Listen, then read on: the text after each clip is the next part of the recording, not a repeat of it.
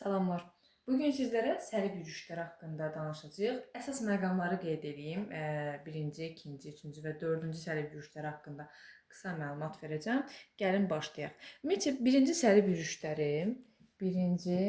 sərib yürüyüşü 1096-1099-cu illəri əhatə edib və bunun iki dalğası olub. Birinci dalğa,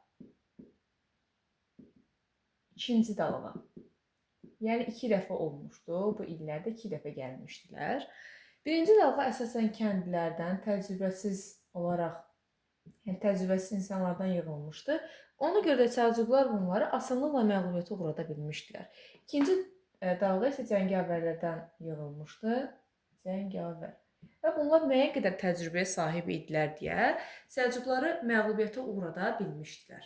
Və 1096-cı ilin sonunda, yəni burada, ikinci dalğada əsas 3 dövlət var idi ki, o dövlətlərin, belə deyək, onların rəhbərliyi ilə cəngavər feodallar hücuma başlamışdılar. Hansılar idi, gəlin yazaq. 3 dənə idi. Deməli, birincisi Fransa, Almanya, İtaliya. Bunların hər ikisi 3-cü sərib yürüyüşündə var. Ancaq bu dəyişilir. Bunun yerinə İngiltərə olacaq. Bunu da deyək. Deməli, bunlar ikinci dalğa belə başlayır. Bunların başçılığı ilə cəngavərlər başlayırlar. Və gedirlər əvvəlcə Bizans imperatoru ilə görüşürlər və onda bir müqavilə imzalayırlar ki, xaçlar türklərin əlindən aldığı yerlər imperatorun ixtiyarına verilməli idi. Əvəzində də Bizans xaçlara köməklik eləməlidir. Ərzaq, hərbi yardım və digərləri üçün. Deməli, səribçilərin ordusu cəngavərlərin başçılığı ilə ikinci dalğada qalib gəlmişdi. Dediyim kimi, birinci dalğada Səlcuqlar qalib gəlmişdi. İkinci dalğada isə cəngavərlər qalib gəlmişdi. Yəni səribçilər qalib gəlmişdi. Ümumilikdə belə deyək. Və onlar 1099-cu ildə, belə qoyaq, 1099-cu ildə hansı şəhər ələ keçirilir? Qüds şəhəri ələ keçirilir. Burada deməli, müsəlman və yəhudilərə qarşı qətliamlar olmuşdu və burada bir neçə xaçlı dövlətlər yaradılıb. Gəlin onları yazaq. Qüds, Tripoli, Edessa, Antioxiya. Bu şərq dövlətlərinin əsası qoyulmuşdu. Daha doğrusu şərqdə yaranmışdı, yəni bu dövlətlər, amma xaçlı dövlətlər hesab olunur və bunlardan ən, belə deyək, böyüyü Qüds şəhəri idi ki, Qüds şəhəri digərlərinin də başçısı sayılırdı və Qüds şəhəri hansı ərazini idarə edirdi? Fələstin ərazisini idarə edirdi. Antioxiyadır, Tripolidir, Edessadır, hamısı Qüds krallığından, Qüds dövlətindən asılı idilər. İndi keçəcəyik digər hissəyə. Belə bir nüans da qeyd edeyim ki, məsəl üçün bizim belə bir sual yarana bilər ki beynimizdə, niyə görə birinci dalğada məğlubiyyətə uğradı xaçlılar, ancaq ikinci dalğada qalib gəldilər? Bunun bir səbəbi odur ki, kəndlər təcrübəsiz idilər. Təcrübəsiz əgər insanların toplusundan ibarət bir ordu qurulubsa, təbii ki, orada məğlubiyyət olacaq. Cəngavərlər isə kəndlərə baxmış daha təcrübəli idi. Yəni, dəfələrlə öz sözlərini demişlər, təcrübə yığmışlar və bu sayədə profesional sayılırdılar. Bir nüans da qeyd edeyim ki, həm də niyə görə bu xaçlılar, səribçilər qalib gələ bildilər bu ikinci dalğada? Çünki artıq böyük Səlcuq dövləti zəifləməyə doğru gedirdi. Bunlar üçün də fürsət olmuşdu və qalibiyyət əldə edə bilmişdilər. Deməli, Mosul əmri səribçiləri məğlub eləyir, Edessanı azad etmişdi. Edessa ərazisini kim azad edir? Mosul əmiri. Bunun da nəticəsində nə olur? Bunun nəticəsində ikinci sərib yürüyüşü başlayır. İkinci səlib yürüşü. Belə oxuyaq. İkinci səlib. İndi gəlin o tərəfdən yazaq. İkinci səlib yürüşü neçənci illəri əhatə edir? İkinci səlib.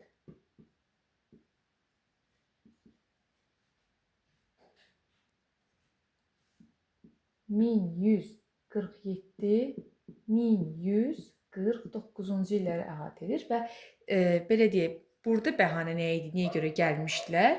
Səbəb o idi ki, Mosul əmri bizim dövlətimiz olan Edessanı tutub onu azad etmək üçün mübarizəyə başlayırıq və bu da kimin məğlubiyyəti ilə nəticələnmişdir? Gəlin yazaq buradan. Təbii ki də səlibçilər məğlub olmuşdu. Qalib gələn kim olmuşdu? Səlcuqlar. Niyə görə Səlcuqlar qalib gəlmişdilər? Çünki yürüşdə iştirakçılar arasında, səlibçilər arasında ziddiyyətlər var idi. Bizans səlibçilərə kömək eləməmişdi. Yadınıza gəlirsə biz birinci yürüşdə qeyd eləmişdik ki, Bizansla müqavilə imzalanır ki, ələ keçirilən torpaqlar imperatora verilməli idi. Bu bir. Və həm də Bizans səlibçilərə ərzaq, silah-sursat barədə köməklik eləməli idi. Və o sözün üzərində durmur, köməkliyini göstərmir.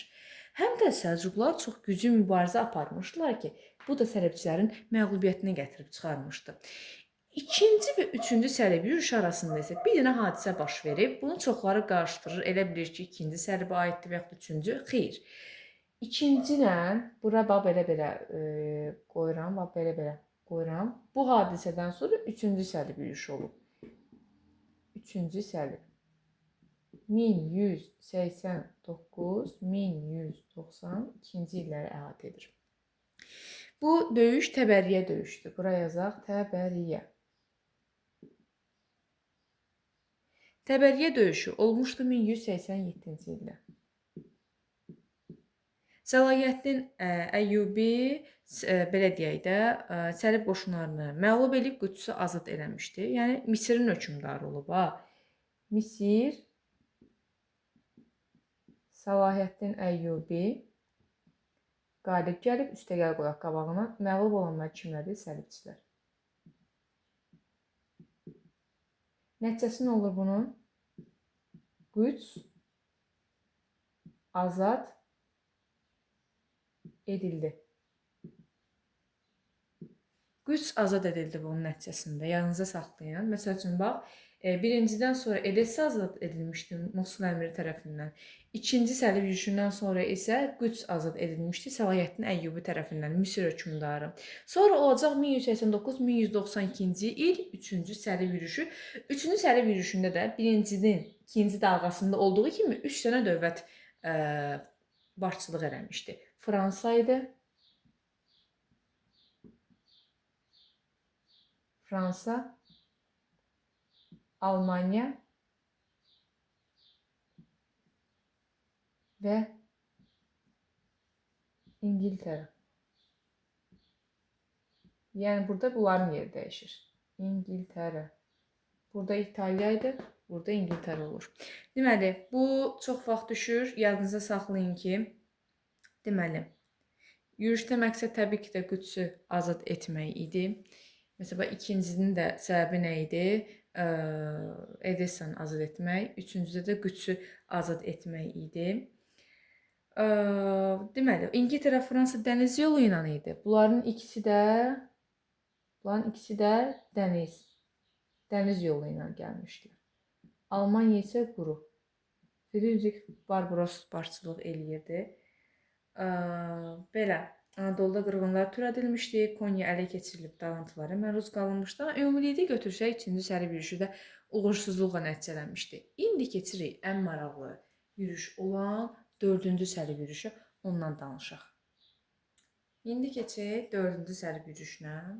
Dördüncü səlib yürüyüşü, yazaq buradan.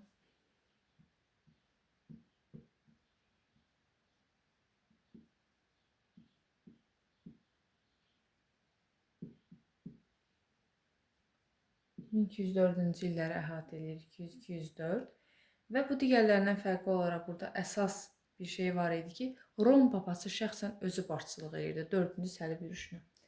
Kim idi? Roma papası. 3-cü İnokenti. 3-cü İnokenti başçılıq eləyirdi. Və bunların mərkəzi, belə deyim, məqsədi nə idi?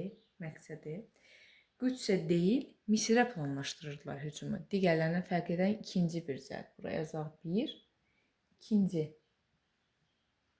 Misiri ələ keçirmək, Misirə yürüş.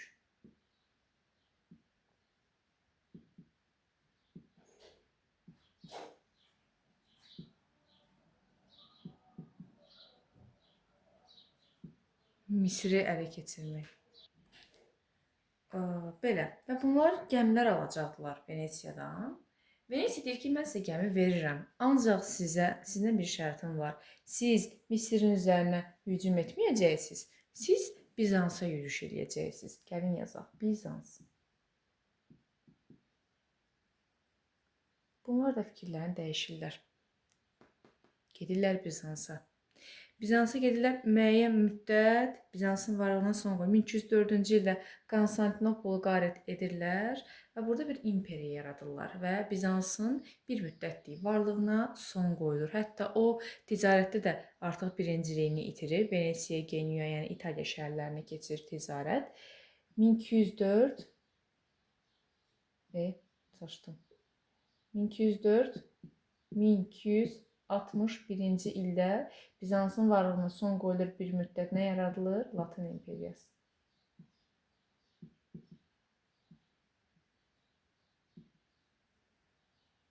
Latın imperiyası yaradılır. Bu Sələbçilərin dövləti idi.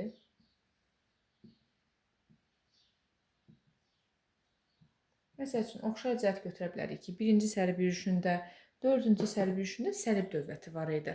Birincidə Tripoli, Antioxiya, Edessa, Qüds, belə şəhərlər idi, yəni belə dövlətlər idi. Dördüncüdə isə Latın imperiyası yaranmışdı, var idi. Bu belə sonra 1261-ci ildə Səlibçilər qovulur və Bizans öz hakimiyyətini, yəni davam elətdirir, bərpa elətdirir. Ümumiyyətcə Səlib yürüşləri indi 4 dənə saydıq, amma ümumilikdə 8 dənə olub, 8 Səlib yürüşü olub. Buraya yazaq 8 Səlib yürüşü. 13-cü əsrin sonuna qədər davam edib. 13-cü əsrin sonuna qədər davam edib. Sonra Səlib yürüşləri Piriney yarımadasında olmuşdu. Piriney yarımadasında Avropadakı müsəlmanlara qarşı olmuşdu Səlib yürüşləri. Burada Kordova xilafəti var idi də, bilirik. Kordova xilafətinin məsəl üçün varlığına burada Rom papası çağırış eləmişdi, Reconquista hərəkatı adlanır. Artıq bundan sonra Səlib yürüşləri. Burada nə deyirdilər? Deyirdilər ki, Yahudi müsəlmanları biz İspaniyadan qovmalıyıq da. Yəni bura xristianlar yerləşməlidir, burada xristianlar olmalıdır. Müsəlmanların, Yahudilərin burada nə işi var? Ümumiyyətcə xristianlar əzəldən bəri nifrət ediblər. Həm müsəlmanlara, həm Yahudilərə nifrət ediblər. Və burada deməli Kordova xilafətinin varlığına son qoyulur. Kordova xilafəti varlığına son qoyulur nə zaman? 11-ci əsrdə. 11-ci əsrdə varlığına son qoyulmuşdu. Və Piriney yarımadasında Səlibçilər təbii ki, bu əmirliyi ələ keçirdilər. Burada 4 dənə krallıq yaradırlar. Kastilya, Aragon, Navarra, Portuqaliya. Portuqaliya. Bunlar qalır yalnız. Kastilya və Aragon, belə yazın. Kastilya və Aragon birləşir. Hansı krallıq yaranır? İspaniya. Navarra kimlər arasında bölüşdürülür? İspaniya və Fransa.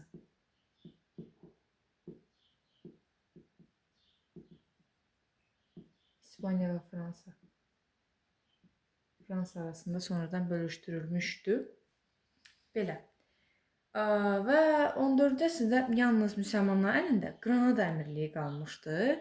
İspaniya nə edir bu Granada əmirliyini? 1492-ci ildə İspaniya Granadanı işğal edir. Granada işğal. işğal edir. İşğal etdi konkret, qurtardı getdi.